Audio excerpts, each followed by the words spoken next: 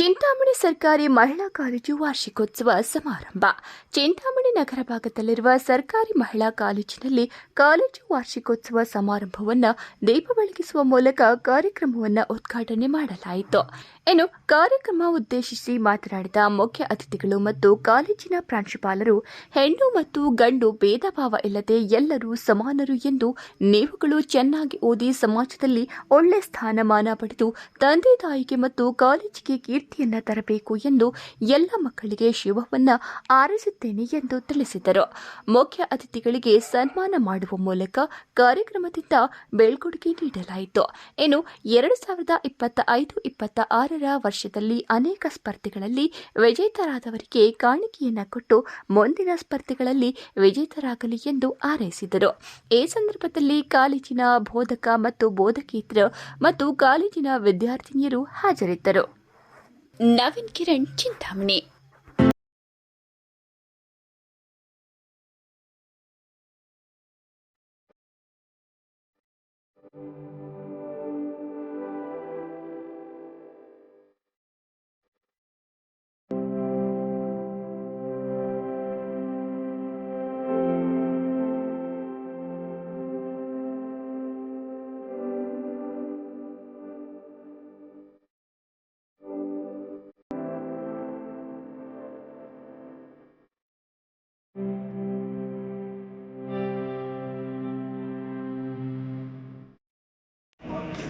ಸಾಕಷ್ಟು ಲಾರೆಲ್ಸ್ ನೋಡ್ತಾ ಇದ್ವಿ, ಅಂದ್ರೆ degree rank holders, highest marks, ಅಥವಾ ಇಷ್ಟು ಜನ ಕಾಮರ್ಸ್ ಅಲ್ಲಾರೆ ನಾನು ವೆಲ್ಲಿಟ್ರಿಗೆ ಹೋದಾಗ ಇಷ್ಟು ಜನ ಔಟ್ ಆಫ್ ಔಟ್ ಸ್ಕೋರ್ ಮಾಡಿದ್ದಾರೆ, ಈ ತರ ನೋಡ್ತಾ ಇದ್ವಿ.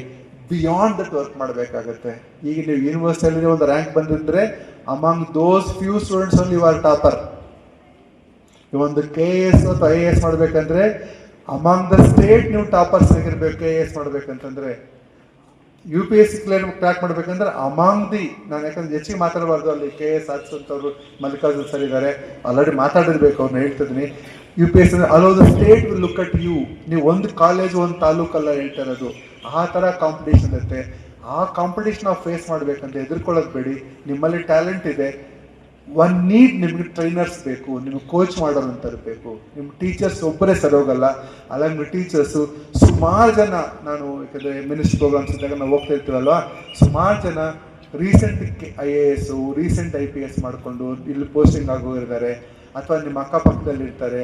ಇಂಟ್ರಾಕ್ಟ್ ವಿತ್ ದಮ್, ನಂತರ ನಿಮ್ಮ ಇಂಟ್ರೆಸ್ಟ್ ಇರಬೇಕು, ನಾನು ಏನು ಮಾಡಬೇಕು ಅಂತ ನಿಮ್ಮ ಇಂಟ್ರೆಸ್ಟ್ ಇರಬೇಕು.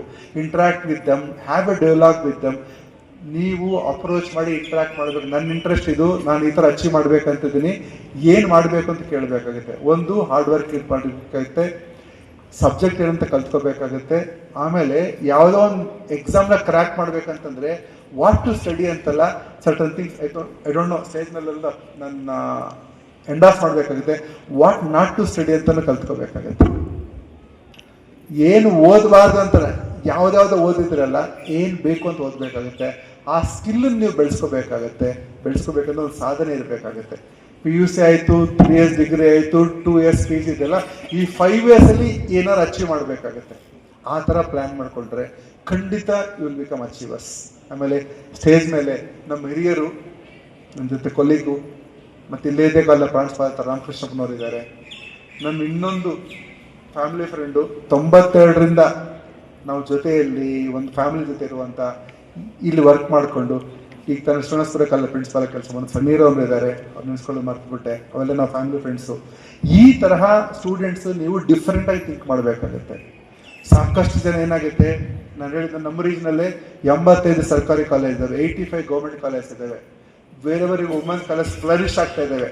ಅವರೆಲ್ಲ ನಿಮಗೆ ಕಾಂಪಿಟೇಟರ್ಸು. ಅವ್ರಿಗಿಂತ ನೀವು ಬೆಟರಾಗಿ ಪರ್ಫಾರ್ಮ್ ಮಾಡಂಗಿದ್ದರೆ ಮಾತ್ರ you are going to place in higher positions. ಆ ಥರ ಥಿಂಕ್ ಮಾಡಬೇಕು, ಹೆದರ್ಕೊಳ್ಳೋದು ಬೇಡಿ. ಸಾಧನೆ ಅನ್ನೋದು ರೆಗ್ಯುಲರ್ ಆಗಿರಬೇಕಾಗುತ್ತೆ. ನಾನು ಸೈನ್ಸ್ ಕಾಲೇಜಿದ್ದಾಗ ಹೇಳ್ತಿದ್ದೆ, ಅಥವಾ ನಮ್ಮಲ್ಲಿ MSc ಕೆಮಿಸ್ಟ್ರಿ ಇತ್ತು.